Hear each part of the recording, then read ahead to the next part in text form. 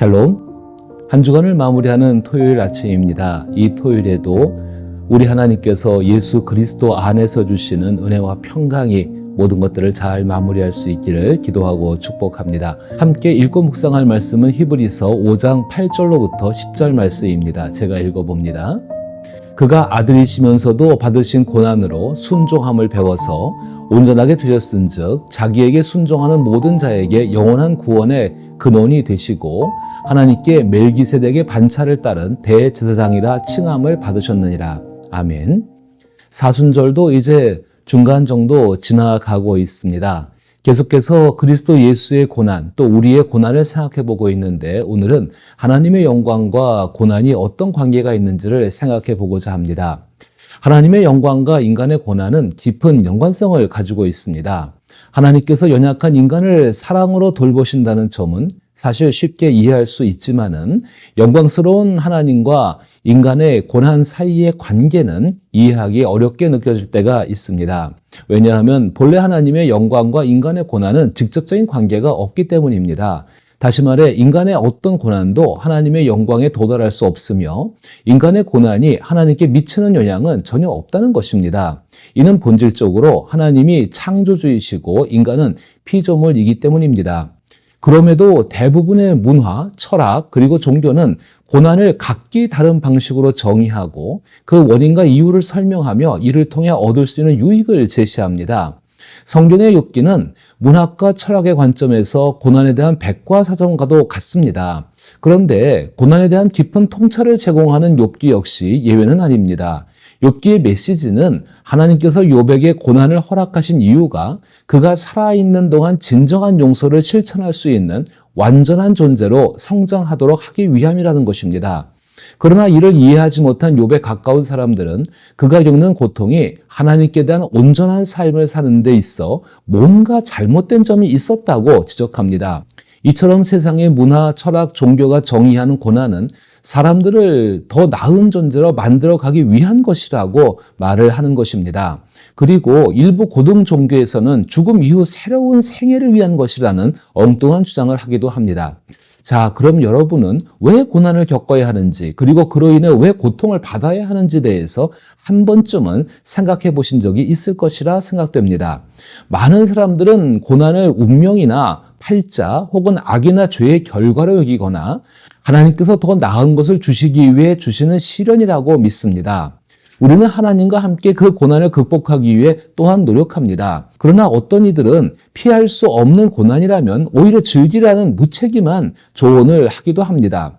만약 이런 이야기를 불의의 교통사고로 평생 장애를 안고 살아가야 하는 사람에게 한다면 어쩌면 당신은 뺨을 맞을 수도 있을 것입니다.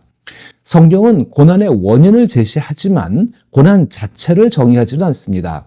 그러나 성경은 고난의 정당한 면과 부당한 면이 모두 있다고 말합니다. 또한 주권자이신 하나님께서 인간의 모습으로 고난을 겪으셨다는 사실을 분명하게 전합니다. 고난을 주관하시는 하나님께서 부당한 고난을 받으셨다는 점은 성경이 고난에 대해 제공하는 중요한 통찰입니다. 우리가 고난을 겪을 때 이 진리를 이해함으로써 고난을 통해 하나님께서 각자에게 주시는 유익을 발견하고 그 유익을 이루시는 하나님과 함께 고난의 길을 걸어갈 수가 있습니다. 이를 위해 우리는 먼저 하나님의 영광이라는 개념을 살펴보아야 합니다. 기독교 신앙과 전통은 고난을 겪고 있는 사람에게 하나님의 영광이라는 개념에 크게 의존하게 만듭니다. 그렇다면 하나님의 영광은 과연 무엇을 의미할까요? 하나님의 영광은 하나님의 방대한 속성과 성품을 모두 아우르는 개념입니다. 이는 하나님의 무한한 초월성을 나타내는 표현으로 하나님은 우리가 만든 어떤 형식이나 이해에 갇혀있는 존재가 아닙니다. 즉 하나님은 제한된 존재가 아니며 쉽게 파악할 수 있는 분도 아니라는 것입니다. 하나님은 언제든지 가능하거나 예측할 수 있는 분이 아니며 인간의 이해를 초월하는 존재입니다. 하나님의 영광에 대해 생각할 때 우리가 뇌 속에서 떠올리는 어떤 개념도 하나님께는 적절하지 않습니다. 그래서 어떤 사람들은 내가 이해할 수 없는 일을 하시는 하나님이라면 믿을 수가 없다. 혹은 사랑의 하나님이 어떻게 인류를 심판할 수 있느냐는 식으로 하나님을 인격적이지 않거나 상식적이지 않다고 주장합니다. 결국 이러한 주장은 인간의 이해를 초월하는 영광스러운 하나님을 원하지 않는다는 의미로 해석될 수 있습니다. 하나님의 영광은 제1의 중요성을 나타내는 표현입니다. 영광에 해당하는 히브리어 카보드는 무게, 즉 하나님의 무게를 의미합니다. 이는 일반적으로 비물질적인 존재와 대조되는 견고하고 실체가 있는 것을 뜻하며 동시에 가장 중요하다는 의미를 내포하고 있습니다. 따라서 성경에서 하나님을 영광스럽다고 언급할 때 이는 하나님을 그 무엇보다도 중요한 존재로 여겨야 한다는 것을 의미하며 실제로 하나님이 중요하다는 것을 강조하는 것입니다. 만약 하나님보다 더 중요한 것이 있다면 이는 아직 하나님의 영광을 제대로 인식하지 못하고 있다는 것을 나타냅니다. 사람이 다른 무언가에 영광을 바치고 있다는 것을 생각해 봅시다. 우리가 너무 사랑하는 관계가 있어 큰 기쁨을 주고 있다고 가정해 볼 때 그 관계가 깨어지면 죽고 싶은 마음이 드는 건 사실입니다. 이는 상대에게 지나치게 많은 영광과 삶의 비중을 두었다는 것을 의미합니다. 상대방이 나를 사랑해 준다면 나는 삶의 의미와 보람을 느낄 수 있을 것이라 생각하는 것이죠. 그러나 그가 떠나버리면 어떻게 될까요? 우리의 삶이 무너지고 말 것은 너무나 분명한 것입니다. 이는 하나님보다 상대에게 더 큰 영광과 존경을 두고 있기 때문인 것입니다. 만약 하나님이 아닌 다른 무언가가 더 중요하다면 이는 자신과 그 마음을 외부의 어떤 대상에 두고 있다는 것을 나타내는 것입니다. 하나님과 인간의 관계, 즉 사랑의 관계로 이루어진 창조주와 인간의 관계에서 하나님을 최우선으로 여기지 않으면, 다시 말해 하나님을 영화롭게 하고 영광을 돌리지 않으면, 하나님을 가장 중요하게 여기지 않으면 인간은 안전한 삶과 만족을 누릴 수 없다는 것이 성경이 우리에게 말하고 있는 진리입니다. 인간은 언제나 절대적인 만족을 주는 대상을 갈망하기 마련입니다. 하나님의 영광은 하나님의 절대적인 광채와 아름다움을 의미합니다. 구약 성경에서 영광을 나타내는 히브리어 단어는 그 중요성과 깊은 연관이 있고, 반면에 신약 성경에서 영광을 나타내는 단어인 독사는 찬양, 경탄, 광대함, 탁월함, 그리고 아름다움을 포함한 의미를 지니고 있습니다. 따라서 우리는 하나님의 영광을 바라보는 것뿐만 아니라 그로 인해 기쁨을 느끼며 하나님을 찬양해야 한다고 할 수 있는 것입니다. 따라서 우리가 하나님의 권위를 당연히 받아들여야 한다고 말하는 것만으로는 충분하지 않습니다.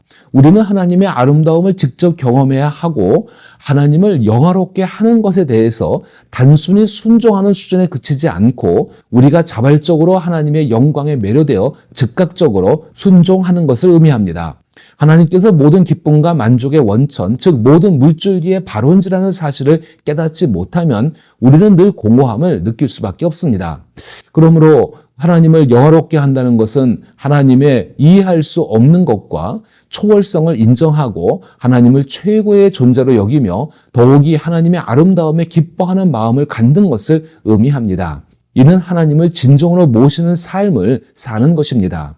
예수께서 이 땅에 계실 때 우리에게 일관되게 보여주신 삶의 방식은 하나님을 진정한 하나님으로 모시는 것이었습니다. 그런데 예수님은 본래 하나님의 영광의 본체, 다시 말해서 하나님의 아들 신이십니다.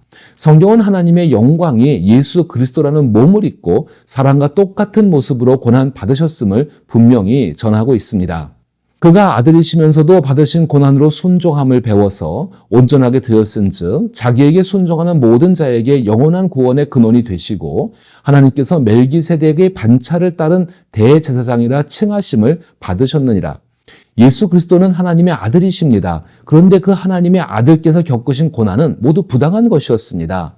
이는 인간의 관점에서뿐만 아니라 하나님의 영광과 인간의 고난이 전혀 관계없다는 측면에서도 고난이 부적절하다는 것을 의미합니다. 예수께서 지상에서 겪으신 고난은 온갖 종류의 악을 여실히 드러냈습니다. 예수님은 친구들에게 버림받고 배신당하며 외면당하셨습니다. 어리석은 대중의 손에 넘겨져 재판과 고문을 받으셔야 했고 결국 십자가에 처형당하셨습니다. 여기서 비겁함, 거짓, 기득권, 국수주의와 인종주의, 타락한 종교와 부패한 정치 세력, 그리고 그 뒤에 있는 사탄의 모든 권력이 얽혀 있는 것을 알 수가 있습니다. 이러한 악은 정말 총천연색이라고 할 수 있습니다. 따라서 십자가는 인간의 악과 하나님께 거스르는 반역에 초래할 수 있는 극악의 모든 결과를 상징합니다. 그래서 예수 그리스도는 상처 입은 어린 양으로 묘사됩니다. 성경이 이렇게 상처 입은 어린 양인 예수 그리스도를 증언하고 있는 것은 그리스도께서 고난을 통해 인간다움을 배우셨다는 것을 의미합니다. 따라서 기독교인들은 고난을 통해 그리스도다움을 배워야 합니다. 예수님이 고난을 통해 인간다움을 지니셨던 것처럼 그리스도인들도 믿음과 인내로 고난에 맞선다면 그 과정을 통해 그리스도다운 사람으로 성장할 수 있다는 것입니다. 그래서 고린도후서 4장 16절부터 18절은 이렇게 말합니다. 그러므로 우리가 낙심하지 아니하노니 우리의 겉사람은 낡아지나 우리의 속사람은 날로 새로워지도다. 우리가 잠시 받는 환난에 경한 것이 지극히 크고 영원한 영광에 중한 것을 우리에게 이루게 함이니 우리가 주목하는 것은 보이는 것이 아니요 보이지 않는 것이니 보이는 것은 잠깐이요 보이지 않는 것은 영원함이라. 예수님께서도 그 순종의 과정에서 영원히 변하지 않는 멜기세덱의 반차를 따르는 영원한 하나님의 종의 모습을 바라보았습니다. 하나님의 아들이신 예수께서 고난을 통하여 받으신 그 영광 그리고 고난을 겪으신 것은 우리가 어려움 속에 있을 때에 늘 함께합니다. 성경은 고난의 원인을 말하지만 고난 자체를 명확히 정의하지는 않습니다.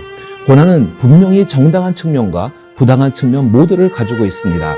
그것은 주권자이신 하나님께서 고난을 겪는 이들과 함께 고난을 경험하셨다는 것을 의미하는 것입니다. 고난을 주관하시는 하나님께서 부당한 고난을 받으셨다는 사실은 성경이 전하는 고난에 대한 가르침에 해당합니다. 우리가 고난을 겪을 때 이 진리를 이해해야 합니다. 고난을 통해 하나님께서 각자에게 주시는 유익이 있다는 것도 기억해야 합니다. 그리고 그 유익을 이루시는 하나님과 함께 고난의 길을 걸어갈 수가 있습니다. 그것은 그리스도 예수가 고난을 받으셨기 때문입니다. 이처럼 예수 그리스도를 통해 인간의 고난은 하나님과 뗄래야 뗄 수가 없는 관계가 되어졌습니다. 우리가 고난을 겪을 때 그 고난은 예수님께서 경험하신 고난의 일부를 나누는 것입니다. 고난은 우리의 육체를 약하게 만들지만 우리의 영혼은 예수님으로 인해 더욱 강해질 수 있습니다. 우리는 고난 속에서도 하나님의 영광을 바라보며 하나님의 약속에 대한 신뢰를 잃지 말아야 한다는 것입니다. 고난은 때때로 우리의 믿음을 시험하지만 이러한 시험을 통해 우리는 더욱 순수한 믿음으로 살아나게 되고 성장하게 될 것입니다. 고난을 통해 연단된 믿음은 하나님의 영광을 드러내는 중요한 도구로 사용되어집니다. 따라서 비록 고난이 힘들고 어려운 상황일지라도 우리는 그것이 우리의 삶에서 하나님의 섭리를 깨닫고 하나님의 뜻을 따르는 방법을 배우는 기회임을 확신해야 합니다. 고난 속에서도 하나님께 더욱 가까이 나가고 하나님의 사랑과 은혜를 경험할 수 있기를 기도하며 축복합니다.